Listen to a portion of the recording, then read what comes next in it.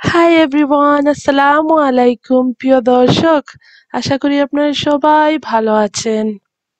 আজকে আমি আপনাদের জন্য একটা রেসিপি নিয়ে আসলাম, আর এই রেসিপিটা হচ্ছে সরিষা দিয়ে চেপা শুটকি ভর্তা। আমার মনে হয় আমি প্রথম এই রেসিপিটা ইউটিউব চ্যানেলে শেয়ার করলাম, কারণ আমি অনেক খুঁজছিলাম যে কিভাবে সরিষা দিয়ে চেপা শুটকি ভর্তা করে, বাট আমি সার্চ করেছি ইউটিউব চ্যানেলে, পাই নাই। তো একদিন আমার নেইবার টুইন মাম সে আবার সরিষা দিয়ে শুটকি ভর্তা করে নিয়ে আসছিল আমার বাসায়। ওই ভর্তাটা খাওয়ার পরে আমার এত ভালো লাগছিল, মানে কি বলবো, যারা শুটকি ভর্তা পছন্দ করে এই ভর্তাটা একবার খাওয়ার পরে মানে মানে ভুলার মতোটা আর কি, টেস্টটা এত মজা। তাই ভাবলাম আপনাদের সাথে এই রেসিপিটা শেয়ার করে নিই। তো চেপা শুটকির জন্য আমার লাগবে পেঁয়াজ, চেপা শুটকি, মরিচ, আর এখানে আমি আমার গার্ডেনের মাস্টারটা ইউজ করেছি। এই সরিষাটা আমার গত বছরের ছিল। আমি সরিষাটা শুকিয়ে তারপরে একটা কন্টেনারের মধ্যে রেখে দিয়েছিলাম। প্রথমে আমি একটা ফ্রাই প্যানে একটু সরিষার তেল যেটা সেটা ইউজ করেছি। তো পেঁয়াজটা একটু ভালোভাবে ভেজে দেবো, ভালোভাবে না মানে একটু লাল করে ভাজলেই হবে পেঁয়াজটা। তেল চাইলে আপনারা দিতেও পারেন, নাও দিতে পারেন, এটা আপনাদের চয়েসের উপরে ডিপেন্ড করে। তারপর আমি একই ফ্রাই প্যানে মরিচগুলা ভেজে নিব। আপনারা চাইলে কাঁচা মরিচটা ইউজ করতে পারেন, বাট লাল মরিচটা আসলে আমার মনে হয় চেপা শুটকির সাথে ভালোই যায়, এই জন্য আমি লাল মরিচটা ইউজ করেছি। একটু হালকা ভাবে ভেজে নিবেন যাতে পুড়ে না যায়, খেয়াল রাখবেন। এরপর ধুয়ে রাখা চেপা শুটকিটা ভেজে নিব। এখানে তেল ইউজ করি নাই, আমি আগেই বলেছি শুটকির মধ্যে তেলটা না ইউজ করাই ভালো। তেল ইউজ করলে কেমন জানি একটা পিছলা পিছলা হয়ে যায়। তারপর আমি এখানে সব কিছু একসাথে দিয়ে দিব, সরিষা, কাঁচামরিচ, পেঁয়াজ, তারপরে চেপা শুটকিটা একসাথে দিয়ে ব্লেন্ড করে নিব। তবে আপনারা চাইলে সরিষাটা আগেই ব্লেন্ড করে নিতে পারেন, তবে অবশ্যই ব্লেন্ড করার আগে মাস্টারটা ৩-৪ ঘন্টা ভিজিয়ে রাখবেন। ভিজালে হবে কি, পরে যখন আপনারা ব্লেন্ড করবেন তখন খুবই ইজিলি ব্লেন্ড হয়ে যাবে, এই জন্য আমাদেরকে ভিজিয়ে রাখতে হবে।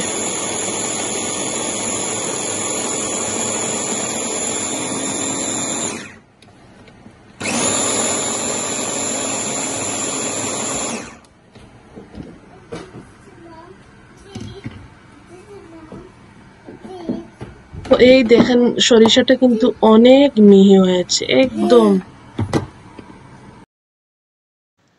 এই তো আমার রেডি হয়ে গেল সরিষা দিয়ে চাপা শুটকি ভর্তা।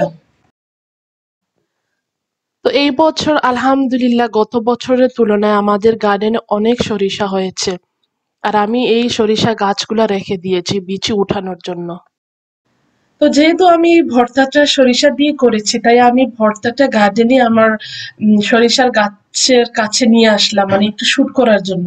আর দেখতে কিন্তু অনেক ভালো লাগছিল, খেতে তো খুবই মজা, কি আর বলবো। আপনারা অবশ্যই বাসায় ট্রাই করে দেখবেন। তো যাই হোক, ওই দিন কিন্তু অনেক বাতাস ছিল, ওয়েদারটা আসলে আমাদের ইংল্যান্ডে ঠান্ডা পড়ে গিয়েছে, অনেক ঠান্ডা, মাশাল্লাহ, কিছু বলার নাই। আর ওই দিন আমি একটু বেশি করেই ভর্তাটা বানিয়েছিলাম, তাই ভাবলাম যে জিপলার ব্যাগে 2 চামচ করে রেখে দিব 3টা ব্যাগের মধ্যে। অনেক সময় দেখা যায় কি ভর্তা খেতে ইচ্ছে করে, বাট অনেক সময় আলসামির কারণে আর কি ভর্তাটা বানানো হয় না। তাই এইভাবে আমি ফ্রিজে রেখে দিব, যখন আমার ইচ্ছে করবে তখন আমি বাইরে 1 ঘন্টা রেখে দিলে আর কি রেডি হয়ে যাবে, মানে আইসটা কেটে যাবে। তারপরে ইজিলি ওইটা গরম ভাতের সাথে খাওয়া যাবে। তাছাড়া অনেক সময় ভর্তাটা বানানোর পরে ঘরের মধ্যে এত গন্ধ করে, এজন্য একসাথে বানানোই ভালো। তাছাড়া দরজা জানালা খুলে দেওয়ার পরেও এই শুটকির গন্ধটা কিন্তু মানে বাসা থেকে মানে যায় না, কেমন জানি একটা গন্ধ করে, এই জন্য আসলে আমার ভালো লাগে না। মানে প্রত্যেক দিন না, ধরেন মাসে 2 বার 1 বার বানানো আমার আমার কাছে মানে কেমন জানি লাগে, আমার ঘরের মধ্যে কেমন জানি গন্ধ হয়ে যায়। আর যেহেতু আমাদের ইংল্যান্ডে অনেক ঠান্ডা, তাই ভাবলাম যে আমার গার্ডেনটা আসলে ক্লিন করে রাখতে হবে। তাছাড়া গাছগুলো আসলে মরে গিয়েছে, এই দেখেন কি অবস্থা, একদম মরে শুকিয়ে আছে। বাট দেখতে কিন্তু অনেক খারাপ লাগছিল আসলে। আগে অনেক সবুজ, মানে আমার কিচেন থেকে অনেক সবুজ লাগতো আর কি, খুবই গ্রিন লাগতো, বাট কি আর করার, আসলে খুব খারাপ লাগছিল, গার্ডেনিং শেষ হয়ে গিয়েছে।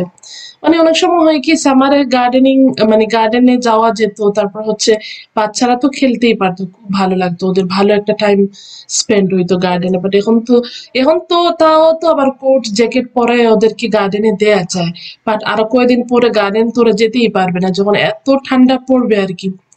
কি আর করার, এই দেখেন আমার গার্ডেনের অবস্থা, সব কিছু কেমন জানি শুকায় গিয়েছে, এগুলো সব আমার ক্লিন করতে হবে। এইটা হচ্ছে আমার লাল শাক, আর এই লাল শাকটা আমি রেখে দিয়েছি বিচি বিচি উঠানোর জন্য।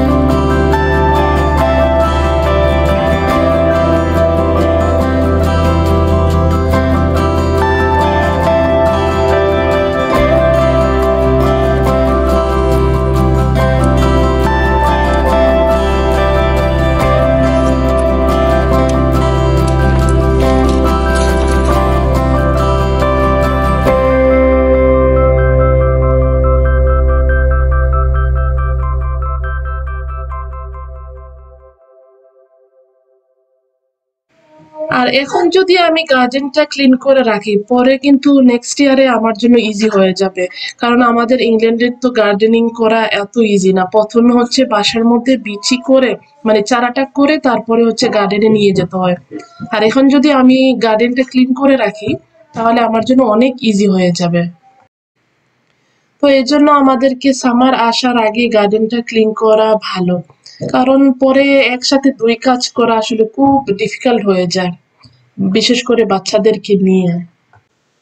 তো এখন আমরা সবাই মিলে আমাদের গার্ডেনটা ক্লিন করে নিচ্ছি। আর এগুলো হচ্ছে লাউ গাছের চাঙ্গারি যেটা বলে ওইটা, আমি আসলে এটা ভাজ করে রেখে দিব নেক্সট ইয়ারের জন্য, আমার আর কিনা লাগবে না। এগুলো আসলে 2 বছর পর পর চেঞ্জ করতে হয়, যেহেতু আমার এটা নতুন এই জন্য আমি আর এই বছর আর চেঞ্জ করব না, এই বছরেরটা নেক্সট ইয়ারে ইউজ করব। এই তো আমার স্টোর রুমে রেখে দিলাম। আসলে আমার স্টোর রুমটা দেখতে অনেক মেসি লাগছে, আসলে সময় পাচ্ছি না মানে সময় পাচ্ছি না যে সবকিছু একটু গুছিয়ে রাখবো। আমার হাজবেন্ডকে বলেছিলাম, তো সে বলছে আর কি এটা তার সময় লাগবে আর কি, তাকে একটু টাইম দিতে হবে, একটু টাইম নিয়ে সে একটু করে আমাকে আর কি হেল্প করবে বলছে। তো যাই হোক দেখা যাক। তো এই বেম্বো স্টিক গুলো আমি রেখে দিব নেক্সট ইয়ারের জন্য আমার স্টোর রুমে।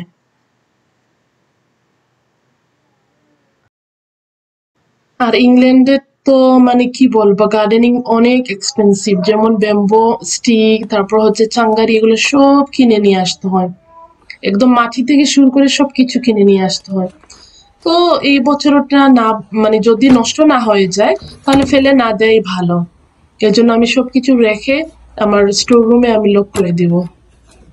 লক না করলে হয় কি যখন বাচ্চারা গার্ডেনে যায় তখন ওগুলো খুলে আবার ভিতরে ঢুকে যায়। তো আলহামদুলিল্লাহ ওইদিন আমার বাচ্চারা আমাকে অনেক হেল্প করেছে, আমি গাছগুলা কাটছিলাম আর আমার ছেলে বলছে মামি আমি বেগ ধরবো, মানে কি বলবো বলার ভাষাই নেই, এত হেল্প করছিল। তো আবার এখানে ফ্লোর থেকে খুঁটিয়ে খুঁটিয়ে গাছগুলো মানে পাতাগুলো উঠাচ্ছে, বলছে মা এখানে পাতা রয়ে গিয়েছে। মানে ওর কথাগুলো শোনার পরে এত ভালো লাগছিল। আসলে আমরা যেটা করি বাচ্চারা আমাদেরকে দেখে সেটাই শিখে। এটা আর কি মানে কি বলবো, যাদের বাচ্চা আছে বা মানে যারা মা হয়েছেন সেটা তো আপনারাই ভালো বুঝতে পারবেন। মানে আমরা যেটা করি সেটাই করে, আমি যেমন আমার বাচ্চাদের কথা বলছি, আমি যেটাই করি না কেন ওরা কিন্তু আমাকেই কপি করে। এখানে ওরা বলছে মামি আমাদের প্লে প্লে এরিয়াটা তো ক্লিন হয়ে গিয়েছে, মানে আপনি সবকিছু সরিয়ে ফেলছেন, এখন আমি একটু ঝাড়ু দিব মানে ব্রুম মারবে আর কি এখানে। তো আমি বললাম করো সমস্যা নাই। তো এখানে আমার লাউ গাছ ছিল, তো ক্লিন করার পরে আমার বাচ্চারা অনেক খুশি হয়েছে, আমাকে বলতেছিল যে ওরা মানে দৌড়াদৌড়ি করার জায়গা পেয়েছে। আসলে হয়েছে কি আমার গার্ডেনে পাথর ফালানো, তো ওই জন্য ওরা ভালোভাবে দৌড়াতে পারে না। আর অনেক সময় দৌড়ানোর পরে আসলে ওরা পড়ে যায়, পড়ে গিয়ে অনেক ব্যথা পায়। তো যাই হোক, তো আমাদের গার্ডেনটা এখানে ক্লিন হয়ে গিয়েছে আজকে। আর এই লাল শাকগুলো আমি উঠাই নাই, রেখে দিয়েছি বিচি উঠানোর জন্য, এই দেখেন বিচি আসছে অনেকগুলা। আর যেগুলা ছোট ওইগুলা হচ্ছে আমার ছোট বোনকে আসলে লাল শাক দেওয়া হয় না, ওকে দিয়ে দিব, ওর জন্যই আসলে রেখে দিয়েছি লাল শাকগুলা। মানে ছোটগুলা, বড়গুলা তো আর খেতে পারবে না কারণ ওগুলা অনেক শক্ত হয়ে গেছে।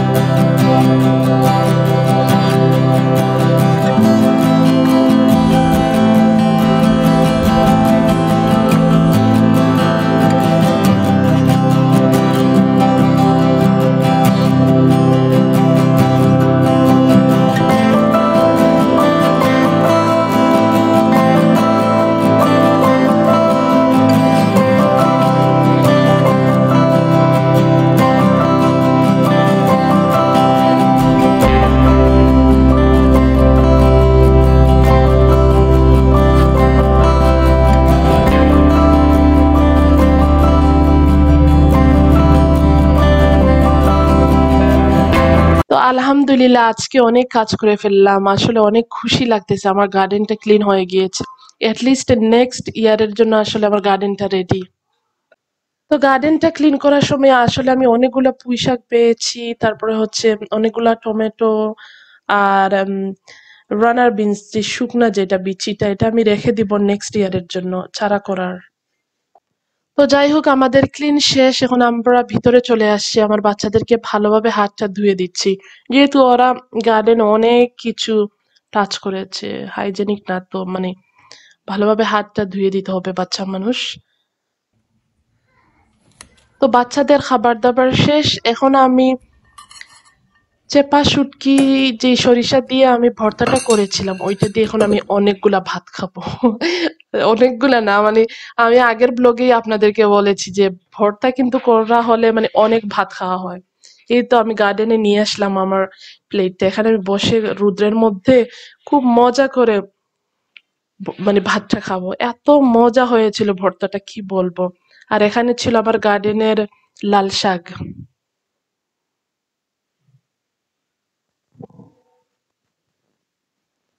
আর আপনারা প্লিজ অবশ্যই এই ভর্তাটা ট্রাই করবেন, একবার করে দেখবেন, একবার করে দেখেন কি যে মজা, এই মানে মানে বলার, আমি আসলে মুখ দিয়ে বলতেছি, আসলে আপনারা হয়তো মনে করতেছেন যে কি যেন এমনি বলতেছি, আসলে আপনারা ট্রাই করার পরে এই টেস্টটা আপনারা পাবেন। তো যাই হোক, সবাই ভালো থাকবেন, আমার জন্য দোয়া করবেন, নেক্সট ব্লগ ইনশাল্লাহ খুব শীঘ্রই আপলোড করব। ভালো থাকেন, আল্লাহ হাফেজ।